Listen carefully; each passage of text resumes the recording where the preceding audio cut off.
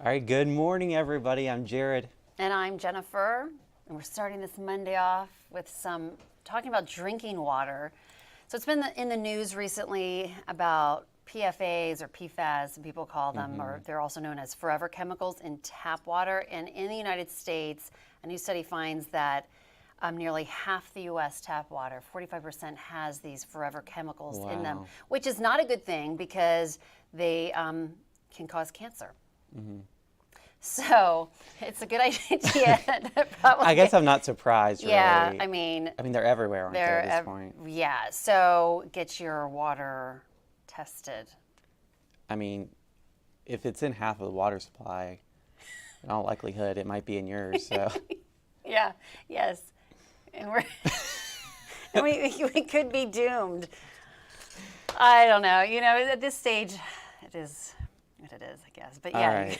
Moving on. I just don't know where we're going. Okay, this is so cool. So the Northern Lights. I have never seen them. I haven't either, no. It's like on my bucket list to go. But you have to normally go, super far north, Iceland, that sort of thing. Well, this year, actually Thursday, 17 states could in the United States could see the Northern Lights. So Josh Fitzpatrick was telling me on Thursday, perhaps if you're, Western Maryland, people there could potentially see them between 10 p.m. and 2 a.m.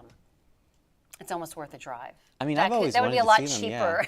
It'd be a lot cheaper than going all the way to Alaska. Yeah, but how cool is that? That is so cool. Yeah, I've always wanted to see them. And So, this is a rare opportunity this far south that you can actually... Yeah.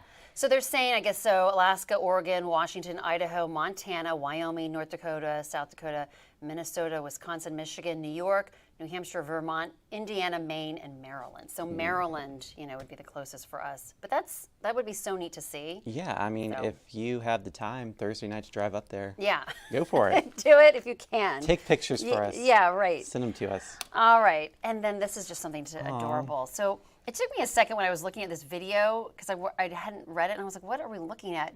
I thought they were all puppies, but no, it's puppies and piglets. Oh, that's so cute. And they are just playing on a farm in Alabama.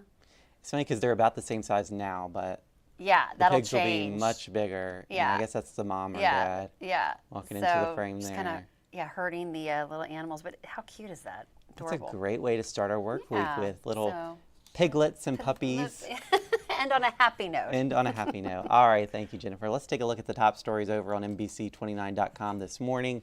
Coming in at number 1, a program helping people test well water. At number 2, Dry Bar taps into Stanton to tackle alcoholism and support recovery. And then at number 3, we've got a cold front bringing a severe weather risk. That was yesterday. All right, well, the Virginia Department of Health reports the highest number of syphilis cases in the Commonwealth in decades. In the first 4 months of the year, positive tests of the sexually transmitted infection were up more than 20% compared to the same time in 2022. The agency's STD Prevention and Surveillance Director says syphilis is called the great imitator because the signs and symptoms mimic other health conditions. If it reaches stage 2, symptoms can include rash and hair loss. Syphilis can be treated with penicillin. All right, well, the Virginia Household Water Quality Program is working to make sure the water you're using at home is safe. If you have a well, spring, or cistern, it may be time to check your water so you know exactly what you are drinking. The Virginia Cooperative Extension is holding open registration for its Second Chance water testing event.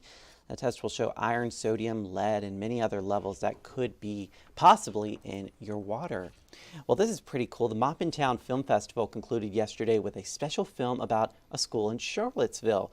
Color Line of Scrimmage is what it's called, and it's dedicated to the 1956 Burley Bears football team. Not only did the team go undefeated that season, but they didn't allow a single point scored against them, a record that still stands to this day. That film tells the story. And finally this morning in the local beat, the first day of the Major League Baseball draft is over, and as you can see, 3 UVA Cavaliers were drafted. Jake Geloff to the LA Dodgers, Kyle Teal to the Boston Red Sox, and Johnny Farmello to the Seattle Mariners. But as we were mentioning earlier, Farmello has yet to even play for UVA yet, so he'll have to choose between UVA and the Mariners. All right, let's talk about the weather now with Josh. Yeah, good to be with you this morning. Yeah, your morning rush debut. It is, and you know it's wet out there on those baseball diamonds. Not a good time to play baseball. It's been so soggy lately, but the forecast is calling for us to dry out for a while. It looks like today we'll have a partly sunny sky in the 80s, pushing 90 on Tuesday. But look at that, the key phrase, less humid. So a break in the humidity for a couple of days and overnights, but then it's back to July reality. It'll be hazy, hot, and humid. Next best chance for a scattered shower and storm will be Thursday and Friday, but not total washouts. But I think if there's going to be a storm chance, it's likely going to be Thursday and Friday with a new heat wave on the way. And some areas saw some rain last night. Yeah, I think we all got some rainfall, others got more, but that's typical of July, hit and miss downpours. Some areas picked up a month's worth of rain, like in Fluvanna County, there was a brief flash flood warning on Sunday. We had more than 3 inches of rainfall, and thankfully no reports of serious flooding or damage around the area, so we lucked out with that severe weather aspect on Sunday afternoon. I'm just going to be thankful that this humidity, we're getting a little bit of a break from it. A welcome break today and tomorrow especially, but certainly it's more like summertime weather pattern as we go into Thursday and Friday with those pop-up afternoon, evening showers and storms. Some of you will get an inch of rain, while others just a ground dampening.